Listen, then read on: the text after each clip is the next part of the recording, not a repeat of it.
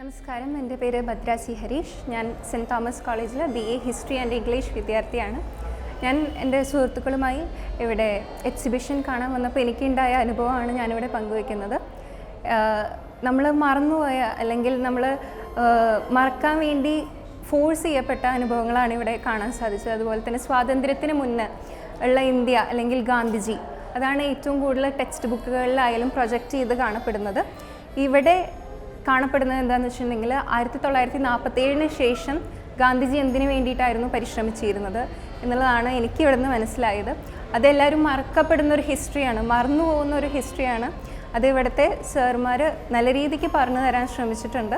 ആ ഒരു 2 കൊല്ലം 1947 അതുപോലെ തന്നെ 1948 ഗാന്ധിജിയുടെ ജീവിതം എങ്ങനെയായിരുന്നു, ഇന്ത്യക്ക് വേണ്ടി ഇന്ത്യയുടെ പുറത്തുള്ള ആൾക്കാർക്ക് ബ്രിട്ടീഷിനെതിരെയായിരുന്നു 1947 ഗാന്ധിജി എതിർത്ത് സംസാരിച്ചിരുന്നത്. പക്ഷേ ഇന്ത്യയുടെ ഉള്ളിൽ തന്നെ കപടവാസികളും അതുപോലെയുള്ള ഈ ആൾക്കാർ, അതായത് വർഗീയത വികസിപ്പിച്ചെടുക്കുന്ന ആൾക്കാർ ഇന്ത്യയുടെ ഉള്ളിൽ തന്നെ ഉണ്ടായിരുന്നു. അവർക്കെതിരെയാണ് ഗാന്ധിജി ഈ 47-48 കാലഘട്ടത്തിൽ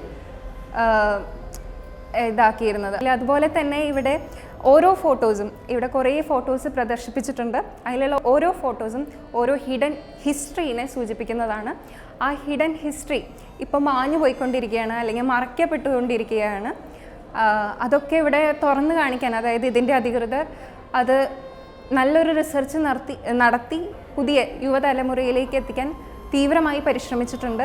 അറിയാത്ത പല മുഖങ്ങളും അതുപോലെ തന്നെ വലിയ വലിയ ആൾക്കാരുടെ അവർ ചെയ്ത ഇന്ത്യക്ക് വേണ്ടി അവരുടെ ജീവിതം സമർപ്പിച്ച കാര്യങ്ങളൊക്കെ ഇവിടെ പറയുകയും അതുപോലെ തന്നെ അത് കേൾക്കാനുള്ള അവസരം എനിക്കുണ്ടായി. വളരെ നല്ലൊരു എക്സ്പീരിയൻസ് ആയിരുന്നു. നന്ദി.